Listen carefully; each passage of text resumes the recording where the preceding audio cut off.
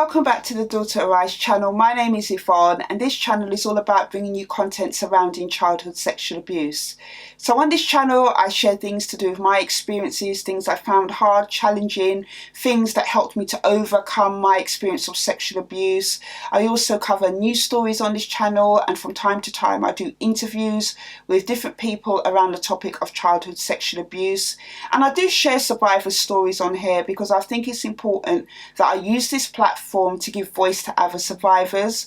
There are few platforms out here where survivors can come and feel empowered and encouraged that there is hope after going through sexual abuse and that they can have the life they want after going through such a traumatic experience. So on this channel I try and bring a bit of empowerment, a bit of hope and encouragement to other survivors, their loved ones, people who know people that have gone through this experience as well. So if you like this type of content, please hit the subscribe button and the notification bell so that you can be notified of any uploads, and please hit the thumbs up button to like the content. If you do like it, please hit the thumbs up button because that way it helps me to know what type of videos I should be posting on this platform.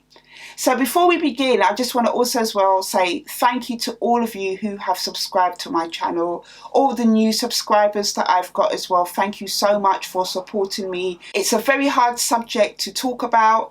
It's a very hard subject to get out there. We know that childhood sexual abuse is rampant still, even in 2020, but for some reason it's not really taken into the bigger picture of things when people are talking about things that really do affect people's lives.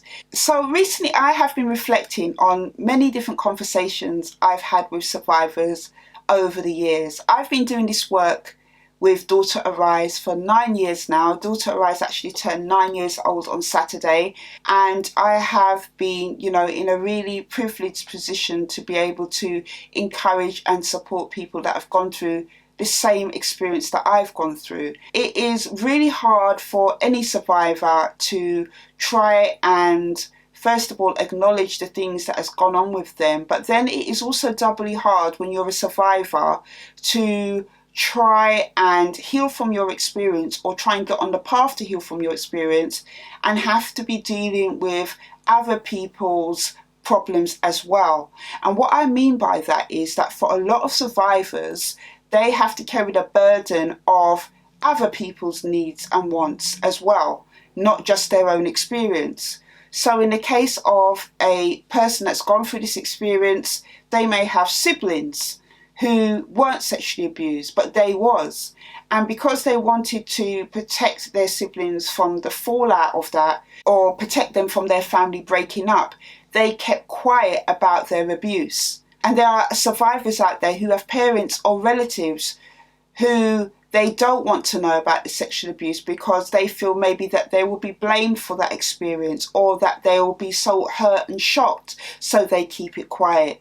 And then you have people out there who did try and say something to somebody in their family, but then the onus was put back on them to keep quiet about what's happened to them because they'd be rocking the boat, or that, they're being selfish and wanting to speak out and that they should just try and forget about it. If we look on what survivors have to deal with in itself, for many of us that had gone through this experience, the burden of guilt and shame that almost immediately becomes part and parcel of the experience of going through sexual abuse. There is the fear and the worry and the secrecy of having to live with this experience, having to be on a state of alert, wondering if this is going to happen again. For me, this was something that was ever present in what I had gone through because I was scared that it would happen again. And it did happen again and again and again over the 5 years. But one thing that was unique about my experience that I didn't really have to deal with was the fact that when I got to an age where I could speak out, because Childline came into my school, they gave me the vocabulary, the education, the knowledge about childhood sexual abuse that I didn't have, even though I knew something was wrong, was that I didn't feel any way about speaking out about my experience of what I was going through. I was totally selfish with my decision to speak out. And when I mean selfish, I mean that I was acting in my own interests for reasons that were best for me. I was acting on my own instincts that I felt that if it would have continued on any longer, something worse was going to happen. I don't know how I knew that. I just had a dark feeling about it. And, I was proved actually right, because when I got taken into care at 13 and I had my first medical examination, because obviously the police wanted evidence that I had gone through childhood sexual abuse, and they did have psychological evidence because of the different professionals, but also they were looking for medical evidence. On having an examination at 13, there was significant damage to my vaginal area because of the repeated sexual abuse that my dad had inflicted on me. And from my experience of doing my work with other survivors, and from my experience of meeting other survivors when I was in a mental health hospital at 22 years old, there were survivors who had gone through this experience that were made pregnant through this traumatic experience of childhood sexual abuse. So in that moment at 13, when I spoke out, even though I didn't know exactly what could happen that could be worse that was coming, I had a sense about it that something bad could end up happening to me. And I'm glad I spoke out. I acted for my own selfish reasons, and my reasons were that I had to think about my own survival. I didn't want to be touched anymore. I didn't want the abuse to continue anymore. And I told somebody about it. I wasn't thinking about my brother and sister. I wasn't thinking about my mum. I wasn't thinking about, my dad when he said to me at 10 years old, if I ever told anybody what had happened to me, I would go deaf, dumb and blind, that I would get pregnant if I told anybody. I wasn't thinking about none of that. I just took a step of courage and told somebody about it. I didn't tell somebody straight away, because obviously in that moment I felt that everybody knew when I was sitting there and the teacher was talking about sexual abuse. About a week or so later, I told somebody.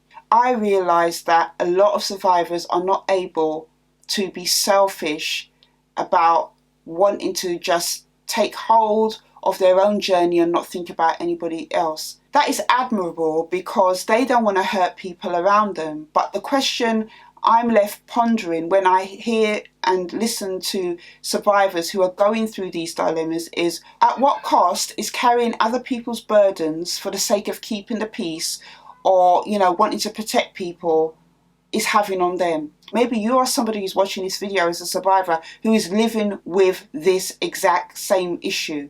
You've kept quiet for a long time. You've kept the peace. Your parent or somebody around you has begged you not to say anything about what has happened to you. You've protected your siblings because you didn't want to break up the family. You've kept it quiet because you didn't have the support. But at what cost has it been to you? I want to encourage you today to think about that. And I want to encourage you to think about yourself. I know that sounds like a bizarre thing to even be thinking about when you've carried a burden for so long, but you need to think about yourself. You need to think about your mental health. You need to think about the burden of carrying such a secret. What is the impact it is having on you? You can't live for other people. That is one thing that I have found unique about this experience that I share in my book, Choose Life. You may see my books in the background here. So this is the book I wrote, Choose Life, Practical Empowerment Workbook for Survivors, so that they can find their voice, so that they can start to live in their truth, so they can start living the life that they want. Because too often survivors have to think about other people. But as a child, who was thinking about you? As an adult, when you're suffering and with the same problems and people are wondering, when you're ever going to get better, who's thinking about your recovery? Who's thinking about your healing? There has to come a time in your life where you start to think about yourself. And yes, it is selfish in the sense of you are thinking about preserving yourself. You are thinking about empowering yourself. You are thinking about living true to yourself. And for your survival, taking back control of your life. It is hard, but it has to be done. The chips will fall where they may. I can tell you, as somebody who has gone through this journey, my mum called me a troublemaker. My mum called me a drama queen. I was called a liar, making things up. But you see, even now, I'm 43 years old. I first spoke out at 13 years old, and 30 years later I am still saying the same thing. I'm still standing in the truth of what has happened to me, and I will never downplay that. Yes, there's been a cost for me. I've lost my birth family. I've had to be my own mother and father at times. That was until I was 21 and Jesus found me and he became my mother and father. I've had to be a lot of things to myself, and I've had to walk a hard and lonely journey and learn things about life just from learning on the go. But I've never regretted being true to myself and being selfish in wanting my own survival over anybody else's. When people are saying to you to keep the peace and not to say anything about your experience, in my opinion, it's not because they care. Because if they care about you, they would encourage you to get the help you need. They would support you, as hard as it may be. Because yes, sexual abuse does devastate families. It starts with the child's experience, and then it affects the relatives either side. It could be that they feel betrayed by what that family member or that extended person around the family has done to their family member, or they may feel that you've betrayed them or made up a lie or whatever it is. But any way you look at it, sexual abuse does affect the family. But whilst people are thinking about themselves, whilst people are living their lives, are you living your life? Are you living the life you want to lead? Are you living in freedom from your experience? It is okay to be selfish. It is okay to think about yourself. There is nothing wrong with that. I wish I could say to you that you will get the support that you need. As you saw in one of my other videos I did recently with Davina, who is a survivor of childhood sexual abuse, I can tell you over the last 10 years of doing this work, supporting and empowering survivors of childhood sexual abuse, that Davina's experience, unfortunately, sadly, is very unique. I can count on one hand the amount of people who have had the support of their family when they spoke out. It's sad, but it's true. You may not get that support, but at some point you must put yourself first. It really breaks my heart for the people that I know, friends, family, other people that I know, survivors that I support, who, for the sake of keeping the peace, for the sake of being begged to keep quiet because the other family members or people around them don't want the fallout, are not living the life they want to live. And it is affecting them. It is affecting them to the point where they just can't really function how they want. They can't have relationships. They can't, do even the things that they want to do because they have to think about other people. They're admirable for doing that, but it has come at a cost. So I just want to encourage you to start thinking about yourself. There is nothing wrong with thinking about yourself. It may be bothering you that you're having to carry this secret. It may be bothering you that other people are okay with you carrying this burden. But I'm here to tell you, as somebody that carried a burden for many years, even though I didn't have those type of family pressures, just carrying my burden of my own trauma, that you deserve more than that. You deserve to live the life you want. And that starts with being totally okay to think about yourself. Don't feel guilty about thinking about yourself. You are the one that's had to go through the trauma of everything. Don't you think you deserve more than that? Don't you think you deserve to think about yourself in this time so that you can start to heal? I just wanted to share that with you because there's just too many people that are going through this. And it's just like somebody with loads of baggage on their back. It's just not right. If you want to reach out to me, I can be contacted on info@daughterarise.org.uk.